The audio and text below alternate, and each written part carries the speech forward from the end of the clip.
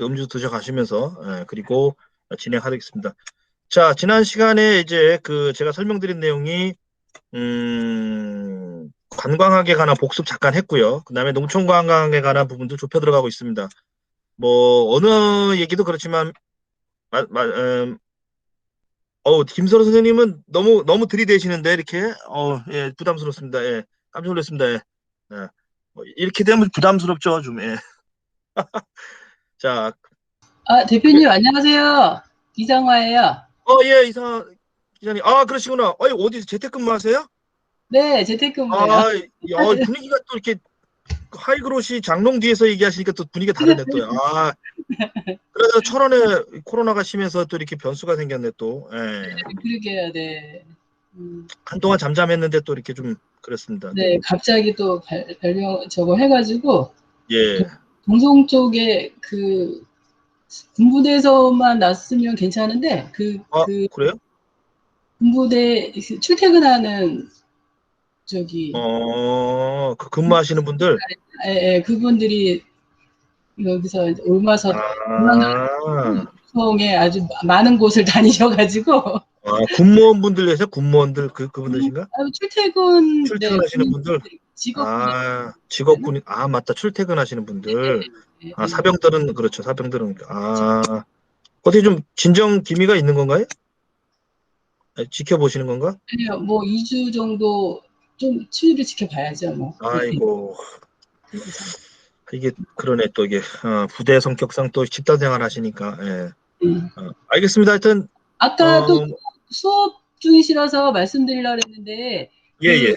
프레젠테이션을 전체 화면 보기로 하시면 안 되셨나요? 제가 조금, 아니요. 네. 교육생분들 얼굴이 안 보여서 제가 그래서 교육생분들하고 좀 소통하면서 하는데 보시면서 하셔야 돼서 그렇게 예, 하신 거구나. 화면만 띄우면 네, 이제 어느 순간 서로 이제 그 PT라는 벽을 놓고서 하셔서 네네. 조금 학생분들이 작게 보시는 감은 있는데 예, 아, 이렇게 좀 뭐 손도 좀 들어보시게 하고 네네. 경각심을 주기 위해서 갑자기 또 이렇게 경각심을 안 주면 뭐, 또 저의 또 근데 깊은 온라인으로 하셔도 현장감 있게 잘 하시는데요. 네. 아유 이거 못하면 이제 은퇴해야죠 뭐. 아,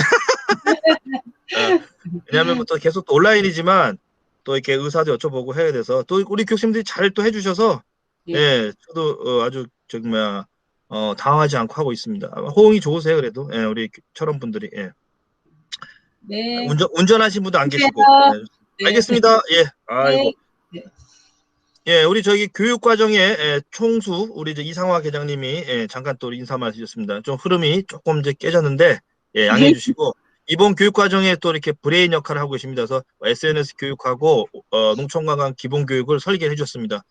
사실 뭐 이게 지금 듣고 계실까봐 드린 얘기인데 기초교육과정을 진행하는 시 자체가 이제 없습니다. 그래서 제가 저번에 말씀드렸잖아요. 이 기회가 선생님들한테는 굉장히 좋은 기회다라는 얘기를 빈말이 아니라 이제 너무 그냥 뭐 고급 과정부터 그냥 가르쳐 버리니까 가서 모른다고 얘기하기도 창피하니까 아는 척하고 끄덕끄덕 하고 있는 분들이 거의 90%예요.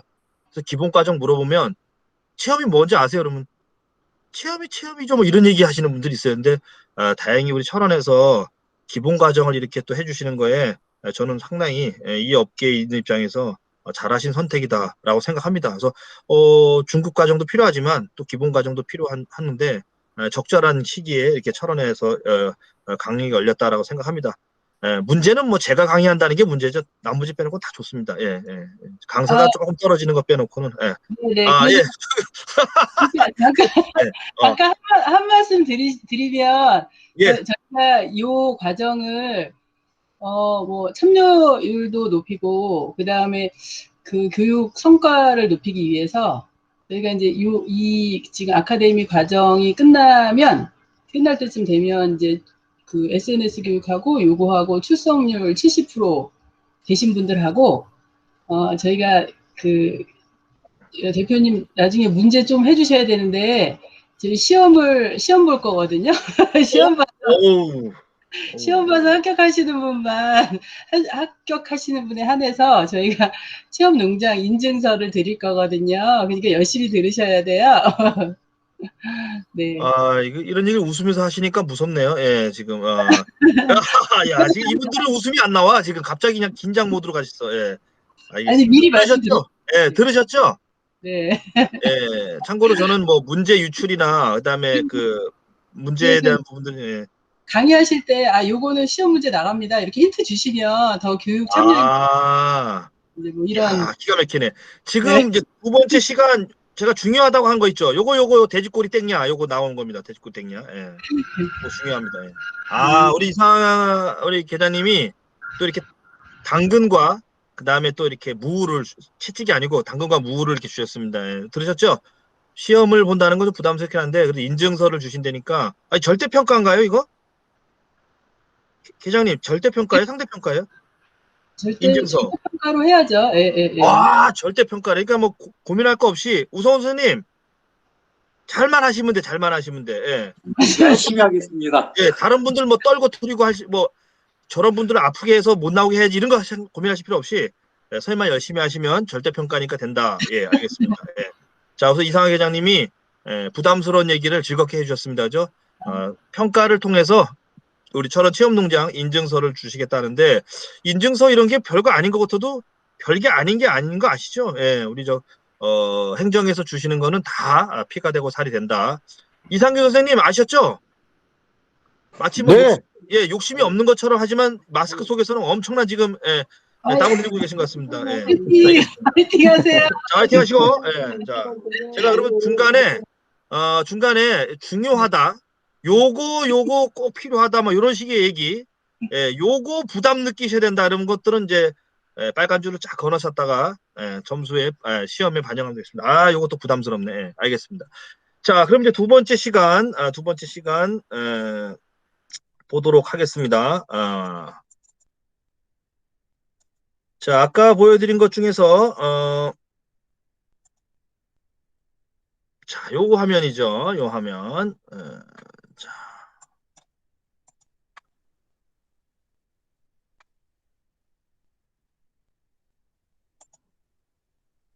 자, 공유되셨나요?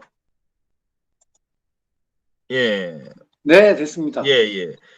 자, 요 화면인데요. 여기서 제가 아까 중요하다고 말씀드렸잖아요. 그래서 쉬는 시간 잠깐 가겠다고 한 이유가 바로 이제 그 부분들입니다. 뭐냐? 체험 중에서 빨간 글씨 그때 잠깐 직접이라고 얘기를 드렸습니다. 이게 왜 중요하냐면요. 요 세 가지 빨간색 정의를 정확하게 이해하고 계시면 체험 개발하는 거 하고요. 그 다음에 시간 일정을 구성하는 방법, 그리고 체험 진행에 관련된 것까지 다 한꺼번에 연결이 됩니다. 자, 그럼 하나씩 보도록 하죠. 자, 체험의 세 가지 속성이라고 제가 흔히 얘기를 드리는데요. 그때. 자, 이 그때라는 건 뭐냐? 이 체험은 어떤 자원이 갖고 있는 특정한 시간대에 한다는 얘기입니다. 자, 이걸 조금 더 하면 그때라고 하니까 아침, 점심, 저녁 뭐 이런 개념의 타임의 문제일 수도 있지만 그거보다는요. 그 자원이 갖고 있는 가장 강력한 힘을 발휘할 때를 캐치하라는 뜻입니다. 자, 흔히 농산물을 체험한다고 했을 때 가장 강력한 힘을 발휘하는 시기는 언제일까요? 농산물이라면 타종일까요? 수확일까요? 수확이죠. 예. 열매를 따서 그것을 가공하거나 조리해서 먹는 개념으로 본다면 어떤 자원 중에서 특히 농산물, 농업 자원이 갖고 있는 가장 강력한 그때는 언제냐? 바로 그때는 수확기입니다. 자, 그럼 여기서 그때라는 얘기는 뭐냐면 내가 관심을 갖고 있는 자원이 가장 체험객들에게 힘을 발휘하고 관심을 불러일으키면서 흥미를 유발할 수 있는 그 포인트를 잡아내라는 뜻입니다. 이해되세요? 자, 우리 만약에 일몰을 보러 간다 하면 언제가 가장 핵심적인 시간이죠? 당연히 해질무렵이 되겠죠. 일몰이니까. 이건 뭐 말도 안 되는 얘기죠. 예. 그리고 농산물을 수확하는 것도 마찬가지고요. 그래서 내가 관심을 갖고 있는 자원이 체험객들에게 가장 강력한 힘을 발휘할 수 있는 그 시점을 고르란 얘기입니다. 불필요한 것 또는 쓸데없는 것을 자원 프로그램을 만들지 말고요. 그 자원의 핵심적인 것, 사람들이 가장 관심을 가질 만한 거죠. 자, 예를 들자면 우리가 떡매치기를 한다, 떡을 만든다라고 체험을 할 때 퍼뜩 떠올리는 장면이 뭐죠? 떡매 체험할 때 퍼뜩 떠올리는 장면은 이거죠, 이거. 예, 이거. 떡매로 떡을 치는 겁니다. 자, 왜 떡매로 떡을 칠까요? 그러니까 당연한 거 아니에요. 떡매로 쳐야 떡이 되죠. 이 얘기가 아니고요. 요 이론대로 설명을 하자면 쌀을 불려서 떡으로 만드는 여러 가지 과정 중에서 사람들이 가장 관심을 가질 만한 그 포인트, 그때는 언제일까요? 쌀이 떡으로 바뀌는 또 이런 행위가 수반되는 떡매치기 과정이라는 얘기입니다. 이 이론대로라면 떡을 만드는 과정에서 쌀을 불리고 밥을 찌고 하는 여러 가지 과정, 고무를 묻히고 하는 여러 가지 과정 중에서 사람들이 가장 강력하게 관심을 갖는 시점이 언제냐? 쌀이 으깨어져서 떡으로 바뀌며 그 다음에 떡매라는 도구를 이용해서 안반 위에서 떡이 인절미처럼 떡으로 바뀌는 과정을 말하는 거죠. 그래서 쌀을 불리는 거를 체험으로 한다면 관심이 있을까 없을까요? 큰 관심이 없어요. 또는 불을 떼 갖고 쌀을 찌는 거 조금 관심이 있을까 모르는데 떡을 만든다는 체험에서 본다면 그거는 핵심이 아니죠. 내가 가고자 하는 체험에서 가장 사람들이 관심 가질 만한 것들을 캐치해서 그것을 뽑아내서 1순위로 체험으로 만들어야 된다라는 게 그때의 이론입니다. 이건 특정한 시간대하고도 관련이 있습니다만 자원이 갖고 있는 가장 핵심적인 구간을 뽑아내라는 얘기입니다. 자, 그게 그때입니다. 자, 잠깐이라는 건 뭐냐? 취업은 잠깐 하는 거죠. 그 얘기가 아니고요. 그 모든 과정을 그때라는 핵심적인 활동을 뽑아낸 다음에 체험은 일정한 시간 안에서 이루어진다는 겁니다. 일정한 시간, 통상적으로 얼마냐? 한 체험은 1시간이라는 의미를 보통 갖습니다. 법으로 정해놓은 건 아니지만 체험관광 시장 속에서 한 체험이 걸리는 평균적인 시간을 1시간 정도로 봅니다. 그러면 가장 강력한 체험 자원이 갖고 있던 요소를 체험의 시간을 어느 정도에 묶어내야 된다고요? 약 쉬는 시간을 포함해서 1시간 범위 내로 묶어내라는 얘기입니다. 이건 시간의 문제죠. 이거를 아무리 좋은 체험, 너무너무 재밌는 체험이라 하더라도 그걸 만약에 몇 시간 한다? 관심 있을까요? 관심도 없거니와 몇 시간 동안 체험한다면 팔리진 않아요. 저희 시간이 없는데 짧게 하고 할 건데요. 그 얘기입니다. 자, 혹시 예를 들까요? 철원에 우리 이상하 회장님이 그 작품인 우리 새끼줄 축제가 있죠. 새끼줄 축제, 농업인 축제 아시죠? 고속정에서 했던 거. 그 새끼줄 축제에서 체험 부스를 운영합니다. 선생님들이 이제 서로 이제 뭐 귀농 10기 또는 이번 귀농 농촌관광 아카데미 뭐 21년 기수 이런 분들이 부스 하나 가지고 체험을 진행하기로 했습니다. 그러면 그렇게 축제장을 왔다 갔다 하시는 분들이 자녀분을 데리고 온 분이 한 체험에 할애할 수 있는 시간적 한계가 1시간일까요? 한 2, 30분일까요? 1시간씩 하게 되면 안 해요. 그렇죠? 왜냐? 축제를 둘러보는 사람에게 1시간 동안 한 체험을 하라 할까요? 안 한다는 얘기죠. 그래서 평균적으로 축제장에서 체험 하나가 걸릴 수 있는 잠깐이라는 시간은 길어야 20분이에요. 15분, 20분. 왜냐? 잠깐 하고 다른 거 둘러봐야 되니까. 그러면 체험에서 축제장이라는 특수한 상황에서 잠깐이라는 의미는 15분, 20분이듯이 체험 마을이나 농장을 오게 되면 뭐죠? 그것이 1시간 정도의 범위로 묶어내는 된다는 얘기입니다. 그러면 다시 돌아가서 떡을 만드는 체험에서 떡매를 치고 고무를 묻힌 다음에 먹는 것까지를 1시간 정도 안에 하려면은 쌀 불리는 것부터 시작해서 쭉 하게 되면 될까 안 될까요? 1시간 안에 못하죠. 그래서 잠깐이라는 의미는 내가 관심이 갖는 체험을 일정한 시간 안에 구성하고 묶어내야 된다는 얘기입니다. 그것이 중요한 의미를 갖는 거죠. 자, 다시 정리하면 그때라는 부분은요. 자원이 갖고 있는 가장 강력한 힘을 사람들에게 관심을 불러일으킬 수 있는 요소를 잡아내라는 뜻이고요. 그것을 통상적으로 한 체험은 쉬는 시간을 포함한 특별한 경우가 아니라면 1시간 정도 안에서 체험을 구성하라 이런 얘기입니다.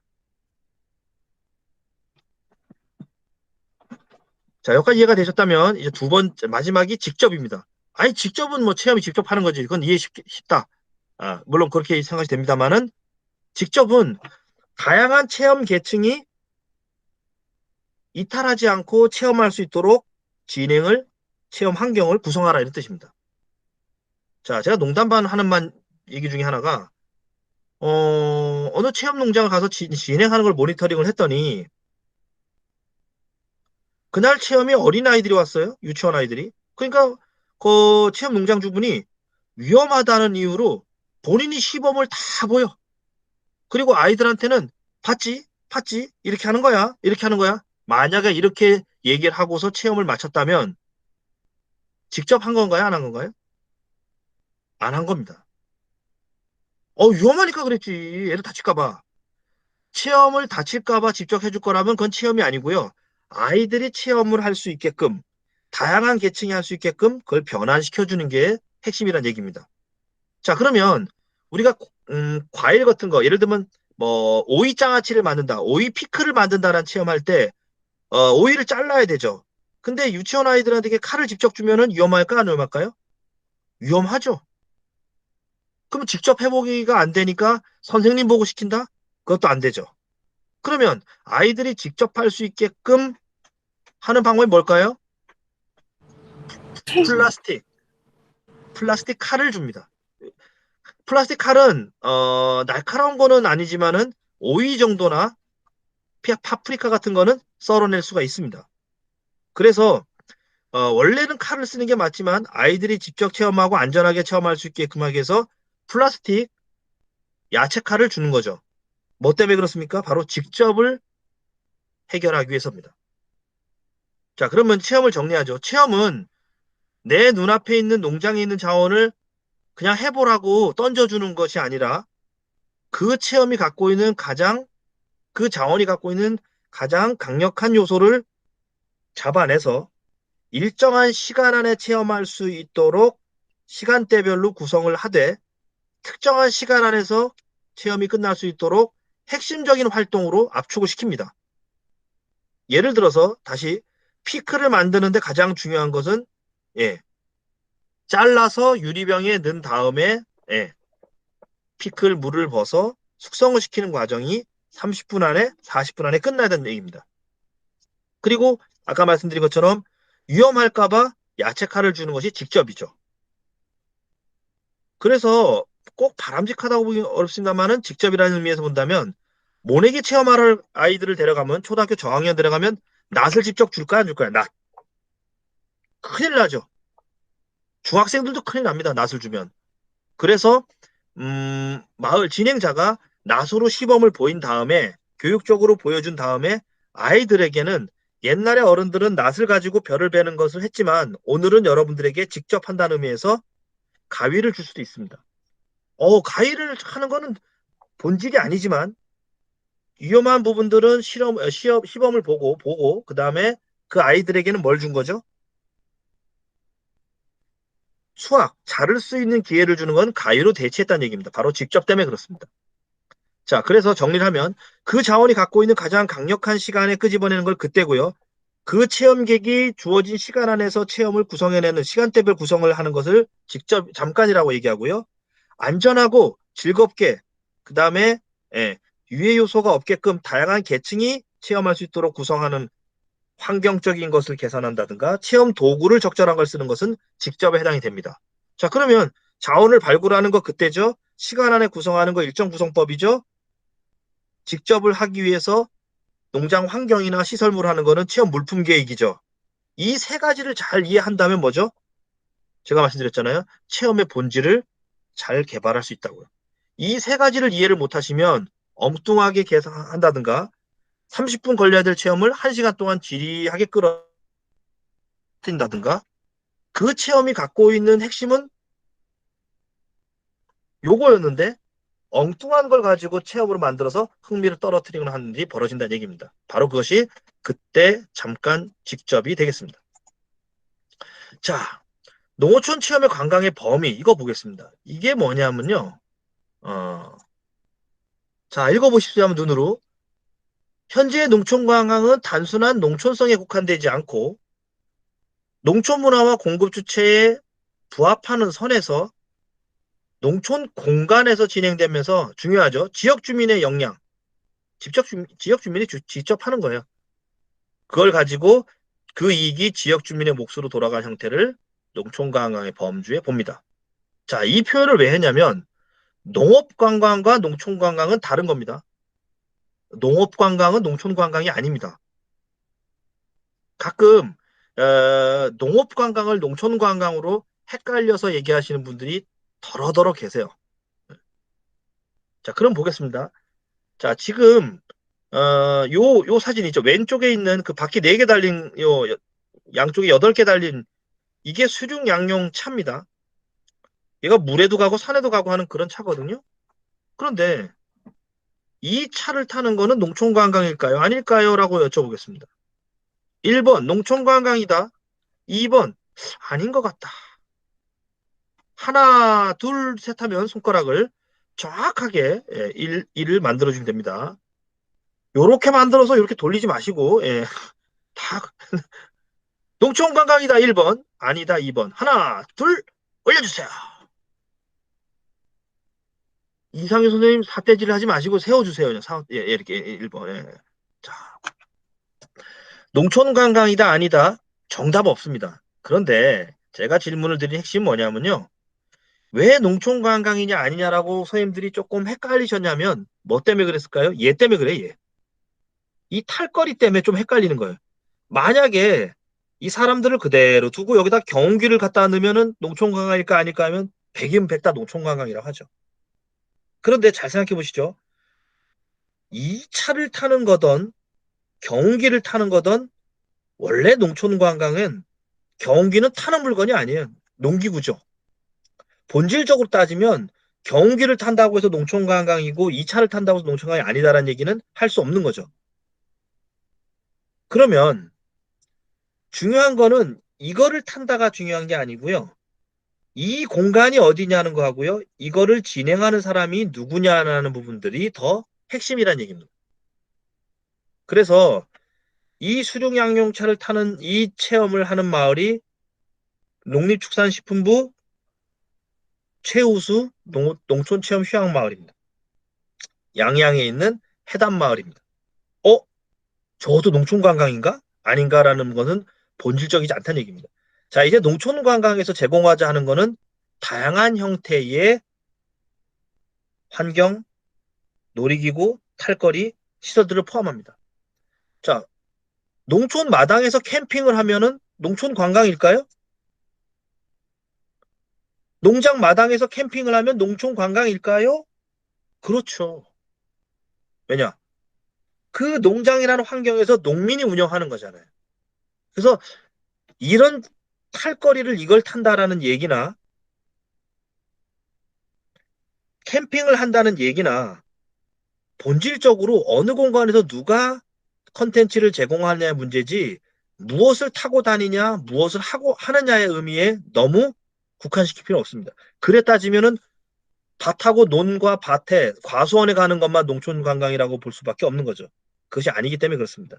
자, 그래서 이제는 농어촌 체험 관광의 범위가 다양해지고 있다라는 부분들을 선생님, 예, 저 죄송하지만 다시 한 번만 설명 좀 해주세요. 제가 그 읍사무소 전화가 와가지고 저기 아, 그 잠깐 5분 사이를 못 들었어요. 그러세요? 예, 지금 네, 어디부터 죄송합니다. 이거 못 들으셨어요? 아니 저기 그 2분 전에 저기 농촌 체험이다 아니다 해서 바퀴 예, 달린 거 예, 예, 예. 헷갈린다고 해서 그거. 아, 자, 간단합니다. 농촌 관광은 무엇을 타느냐 안 타느냐, 무엇을 하느냐 안 하느냐의 문제가 본질이 아니고요.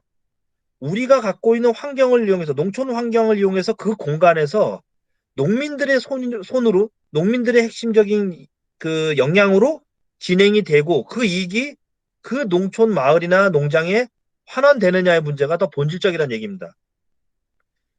이 바퀴 달린 걸 타면은 기다 아니다 얘기가 아니고요. 그 지역에서 그 공간에서 할 수 있는 부분들이 중요하다는 얘기입니다. 자, 혹시 저기 그 우리 어디죠? 기마 쪽 가는 길에 그 다슬기 축제 하죠? 여름에 철원에서 했었죠. 작년에 안 했지만은 예. 거기가 기마 쪽인가요? 거의 기마 쪽 올라가죠. 그 다슬기 축제장 가면은 그 왜 그 뭐죠? 그 깡통 열차라 그래가지고 이렇게 드럼통 쪼개가지고서 사람들 태껴가지고 질질 끌고 다니는 질질이래. 그 막 끌고 다니는 거 보셨죠? 깡통 열차라고 타보신 분도 계신데 그게 원래는 뭐 그 무슨 뭐 액비통이나 비료통 같은 경우 이렇게 잘라내가지고 다 의자를 놓고서 만든 거잖아요. 결론은 거기다가 이제 트랙터라든지 뭐 사륜 바이크라 그러나요? 사발이 뭐 이런 걸로 이제 끌고 다니는 걸로 해서 즐거움을 주는 건데 그런 걸 타는 것 자체가 농촌 관광이냐 아니냐? 그렇게 따지면 그게 아니냐? 기냐? 그게 중요한 게 아니죠. 예.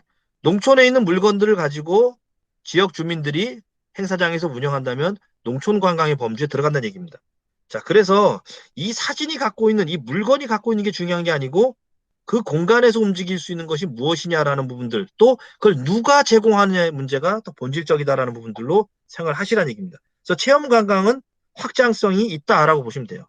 가끔 농촌 체험, 농업 체험에 관한 쪽으로만 너무 좁게 생각하시면 농업 관광이 농촌 관광이다라고 좁혀서 보지 마시라 이런 뜻에서 말씀을 드린 겁니다. 자, 그래서 이제 농촌 관광은요 꾸준히 성장을 했습니다. 예, 우리나라 농촌 관광은 꾸준히 성장을 했고요. 그래서 뭐 여러 가지 뭐 통계가 나오지만은 농촌 관광은 꾸준히 여기 보시다시피 우리가 사업을 처음 했던 2003년도부터 따지면은 성장이고 최근에는 2019년도 자료에는 41%대까지 농촌 관광 경험률이 올라갔습니다. 뭐 농촌 마을에서 운영하는 캠핑장을 갔다 온 것도 농촌 관광이죠. 예. 혹시 설날이나 추석 때 자기 집이나 처갓집 뭐 시댁을 방문하는 거는 농촌 관광일까요? 아닐까요? 농촌 관광 통계에 잡을까요? 안 잡을까요? 그것도 잡습니다. 그래서 도시민이 어떠한 명분으로든 농촌을 이동하는 거는 농촌 관광의 범주에 봅니다. 근데 우리 정서상으로는 좀 그렇죠. 부모님 뵈러 가는데 그게 농촌 관광이냐 아니냐는 다르지만 통계적으로는 잡습니다. 그걸 감안했을 경우에 어쨌든 간에 농촌 관광 시장은 정부의 노력이나 또 우리 공급하시는 농민들의 꾸준한 노력으로 인해서 성장하고 있다는 건 분명한 사실입니다. 이런 추세 속에서 이제 여러 가지 정책적인 지원들을 하고 있는 거죠. 자, 그러던 중에 여러 가지 문제점 중이 막 나오던 중에 성장을 합니다. 가장 큰 문제는 뭐였냐면요. 사람들이 잘 오지 않는다는 거였습니다. 그러던 중에 2014년도에 무슨 일이 있었죠? 좀 불행했던 세월호 사고가 있었습니다. 그 옆으로도 뭐 아프리카 돼지열병이라든지 또는 뭐 메르스 이런 사건들이 계속 연달아 생기면서 농어촌 체험 관광의 수요가 급감했습니다. 특히 단체 위주 학생들을 중심으로 한 그런 시장을 형성했던 마을들에서는 타격이 꽤 컸습니다. 그 뒤로 계속적으로 감소세로 돌아섰는데요. 저는 이렇게 생각합니다. 농촌 관광이 감소한 이유는 세월호라든지 메르스 또는 지금의 우리 저기 코로나 19 같은 그런 상황을 영향을 받은 건 분명 맞습니다만은 그것만이냐? 그건 아니라고 봅니다. 왜냐하면 지금 이 상황에서도 농촌 관광을 잘하는 마을과 농장은요. 주말 방문객이 3, 400명대를 찍는 농장도 아직도 있습니다. 지금도요. 안 갈 것 같지만 있다는 얘기입니다. 운영 방법이라든지 체험이 갖고 있는 컨텐츠에 관한 측면에서 접근했을 때 단순히 지금 시절이 안 좋으니까 세상이 지금 어수선하기 때문에 체험 관광을 잘 안 온다라는 것만으로 설명하기에는 조금 다른 면이 있다라고 보시면 됩니다. 자, 그래서 저는 결론적으로는 체험 관광이 지금 사람들이 잘 안 오는 이유는 세월호라든지 메르스라든지 그런 영향이 분명히 있지만 농촌 체험관가 갖고 있는 한계점이 노출이 됐다라고 보는 것도 우리 스스로 좀 판단의 문제라고 생각합니다. 그렇지 않고 외부의 요인으로만 이 문제점을 돌린다면 농촌 관광의 문제점을 제대로 바라보지 못하는 우를 범할 수 있다라고 이제 생각을 합니다. 자, 그렇게 해서 이제 쭉 진행이 됐죠. 자, 우리 농촌 체험 마을로 한번 본다면요. 농촌 체험 마을도 등급이 있습니다. 수준별로. 그래서 일반적인 체험 마을이 있고요. 뭐 정보화 마을이라든지 기타 무슨 마을, 흔히 말하는 이제 체험 마을을 크던 작던 하는 곳이 있고요. 농어촌 체험 휴양 마을이라는 걸로 인해서 정리를 해놓은 곳이 있습니다. 이곳은 전국의 시군, 시장 군수가 인정하는 체험 마을 그 등급을 농어촌 체험 휴양 마을이라고 보시면 될 것 같습니다. 뭐 철원에도 있죠. 그 다음에 이 중에서도 최고 잘하는 마을. 일반 체험 마을은 약 한 2,000개 정도 보고요. 그 중에서 농어촌 체험 휴양 마을은 한 1,000여 개. 그리고 그 중에서도 명품 마을이라고 하는 으뜸촌이 있습니다. 최고 잘한다는 으뜸촌. 숙박, 음식, 그다음에 체험 이 세 개 분야를 통틀어서 평가해서 가장 상위권에 랭크된 마을을 으뜸촌이라고 하는데 그 으뜸촌 마을이 전국에 한 30여 군데 정도 있습니다. 자, 그러면 농장은 무슨 등급이 있느냐? 운영 등급. 체험 농장은 현재까지 운영 등급에 관한 구분은 없습니다. 그냥 무슨 인증 과정이 관한 건 있지만 그 인증 과정이 그 사업에 대한 인증 과정이지 전체적인 체험 농장의 수준을 뭐 등급화시킨 건 아니다라고 보시면 될 것 같습니다. 자, 그래서 뜩 봤더니 현실은 어떨까? 체험이 비슷비슷해요. 거기서 거기에요. 이런 얘기하고요. 정보가 많은 것 같은데 어디서 뭐 하는지 정확히 모르겠다. 지금쯤 어디 가면 좋을까요? 잘 모르겠어.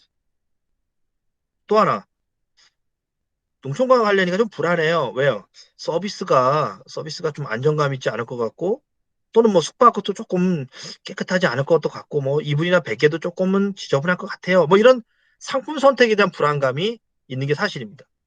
그리고 이제 비슷비슷한 체험이 있다고 얘기를 하니까, 그러면 가까운 데 가고 말지 뭐. 그래서 먼 곳까지 가야 될 이유를 모른다. 뭐 이렇게 얘기하시는 분들도 있습니다. 자, 다음 걸 보죠. 빨간 줄 보시면 농촌 체험 활동의 역사가 오래된 외국은 뭐 다양한 형태, 뭐 보트 타기라든지 레저죠. 또는 뭐죠? 유적지 방문, 승마 이런 다양한 활동들을 하는데 반해서 농촌 관광 역사가 짧은 우리는 주로 뭐 해요? 농사 체험이나 전통 민속 체험, 연날리기나 제기차기 요런 거에 대한 부분들이 너무 많다 이런 얘기입니다. 자, 이 논문이 좀 오래전에 나온 건데 지금도 비슷합니다.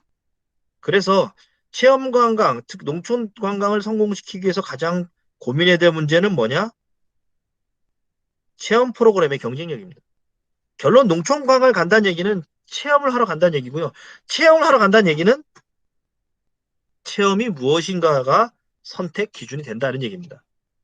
여기서도 감자 캐고 저기서도 감자 캐고 저기서도 감자 캐고 저쪽에서 감자 캐고 저짝에서 감자 캐고 그러면 도시민들이 좋아할 리가 없죠. 여기도 또 그거야? 라고 얘기하는 거죠. 자, 그래서 그 감자를 가지고 어떤 체험을 만들어낼 것인가 하는 부분들이 경쟁력이라는 얘기가 되겠습니다. 자, 이제 그 얘기는 다음 시간에 우리가 자원노소 시간에 좀 자세히 할 겁니다. 자, 다음을 볼까요? 이게 뭐야? 사람들이 제일 좋아하는 게 감자 캐기네요. 라고 볼 수 있죠. 그래프가 제일 높죠, 왼쪽에. 제일 싫어하는 게 뭐예요? 뭐 이런 거 제일 싫어할 것 같은데요. 뭐 이렇게 나와요. 그런데 요거는 문제가 있습니다. 한번 이렇게 해보죠. 우리 저기 김은주 선생님한테 제가 여쭤봤습니다. 선생님, 저 갔다 오신 여행지 중에서 어디가 제일 좋아요? 어디가 제일 좋으셨어요? 라고 여쭤본다면 뭐라고 얘기하시냐? 내가 어디 가봤더라. 우리 애들하고도 어디 갔다 오고, 우리 뭐 동창끼리도 어디 갔다 오고 해보면은 어디 안에서 꼽죠? 갔다 오신 곳 안에서 꼽죠. 당연한 거죠. 안 가본 데를 가지고서 좋아한다, 싫어한다라고 얘기할 수가 없는 거죠. 즉, 여기 나와 있는 프로그램은요, 제공된 거 안에서의 등급이에요. 그렇다면 이 바깥의 것을 제공했을 경우에 선호도는 알 길이 없는 거죠. 아직 안 가보신 곳 중에서도 얼마나 좋은 데가 많겠습니까? 그죠? 그래서 이런 프로그램들에 관한 부분들을 가지고 사람들이 뭐를 좋아한다는 거를 생각한다면은 약간 왜곡이 있을 수 있다는 얘기입니다. 실제로 경험해보지 않은 거에 대한 선호도가 높을 가능성도 충분히 있다. 이런 얘기입니다. 그것이 바로 현실과 왜곡이란 말로 제가 얘기를 했습니다. 자, 우리는 그게 뭡니까? 이제 이런 걸 당연히 하게 되지만 이 옆에 있는 이들이 경험해보지 못했던 다양한 프로그램들을 뭐죠? 제공하는 게 이제 우리 공급자의 생각이다라고 보시면 됩니다. 자, 그럼 이제 농촌과 흐름을 잠깐 보죠. 단순한 영농, 수학, 농사체험, 농업관광 중심의 체험은 많이 퇴조했고 싫어합니다. 농촌 공간에서 다양한 활동, 뭐 예를 들어서 뭐 팜파티라든지 캠핑이라든지 다양한 활동, 아까처럼 수륙 양용차라든지 또는 핑크뮬리 사진 찍기라든지 승마, 다양한 체험들을 하고자 합니다. 그리고 숙박 위주의 어떤 체험 관광을 하는 곳 있죠. 강원도에 뭐 경치 좋고 물 좋은 곳에서는 방가로나 펜션 같은 걸 지어놓고 농촌 관광을 하시는 마을도 있습니다. 물론 숙박을 제공하는 것이 잘못된 건 아닙니다만은 숙박만 제공하는 것은 체험 관광의 다양성에서는 조금은 문제가 있다라고 이제 보는 거죠. 그리고 이제 뭐 지역 간 편차라든지 이제 공급하는 분들의 수준, 예를 들면 우리 조양수 선생님의 농장하고 뭐 김도영 선생님의 농장하고 또는 김설희 선생님의 농장하고의 편차가 점점 이제 심해지고 있다는 얘기입니다. 그리고 최근에는 이제 뭐죠? 체험이 갖고 있는 가치가 수요 시장에 따라서 다양해지고 있습니다. 요 수업에 관한 얘기는 4주차 때 유형별 프로그램에 관한 부분들 수업에서 자세히 다룰 겁니다. 교육 프로그램, 환경 생태 교육 프로그램, 진로 탐색 프로그램, 이게 과연 무슨 말이냐라는 것들은 추후에 할 건데 어쨌든 체험이 갖고 있는 부분들이 다양해지고 있다. 좀 비유를 드리자면 옛날에는 라면 하나 갖고 장사됐다면 뭐죠? 이젠 라면 종류가 많아지면서 내가 라면 종류를 다 갖다 놓고 장사를 해야 될지 오로지 빨간 라면 하나 하고 짜장라면 하나만 갖고 장사할 건지는 이제 우리 공급자의 역할에 달려 있다라고 보시면 됩니다. 요거 하는 얘기는 좀 이따가 이제 다음 주 시간에 설명을 드릴 겁니다.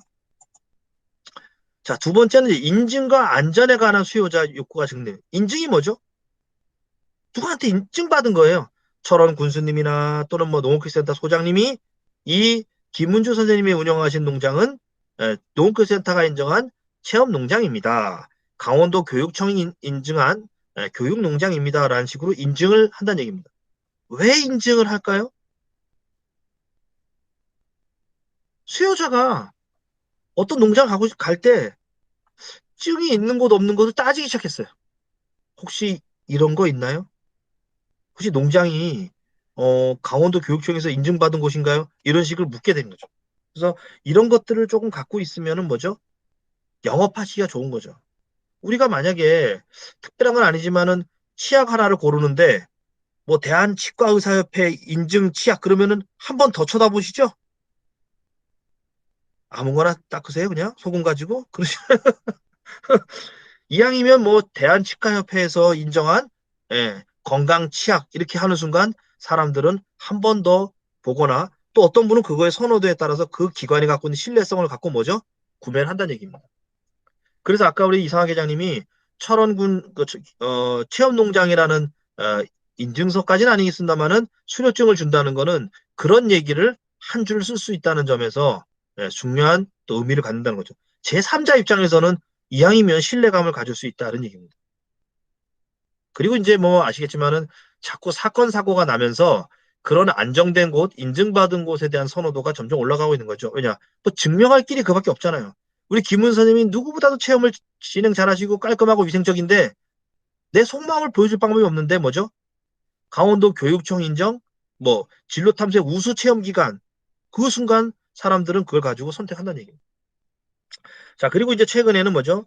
수요 시장이 많이 변했습니다.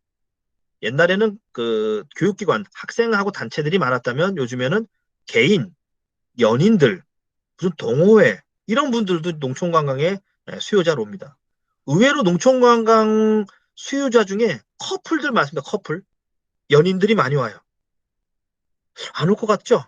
의외로 연인들이 검색해가지고 오빠야랑 우리 애기야랑 둘이서 이렇게 견학을, 체험을 오는 경우가 많습니다. 대표적인 마을 중에 하나가 들어보셨죠? 저 임실의 치즈마을. 치즈마을에 가면요. 가족들도 많지만 연인들 비중이 굉장히 높습니다. 새로운 시장을 확보하고 있는 거죠. 다른 데 가면 뭐예요? 오로지 유치원 어린이집하고 유치원 아이들만 주로 오는데 뭐죠? 연인들이나 가족 또는 회사나 동호회 사람들이 온다는 거는 굉장히 긍정적인 일이라고 봅니다. 자, 농촌 관광의 여행 정보가 다변화되고 있다. 스마트 환경의 일반화? 이건 이게 오래됐죠. 뭐예요? SNS죠. SNS. 제가 지난번 시간에 말씀드렸나요? 스마트폰에 없는 거는 이 세상에 없는 거라고 보시면 극단적인 게 아니라 어느 정도 현실을 반영하고 있다.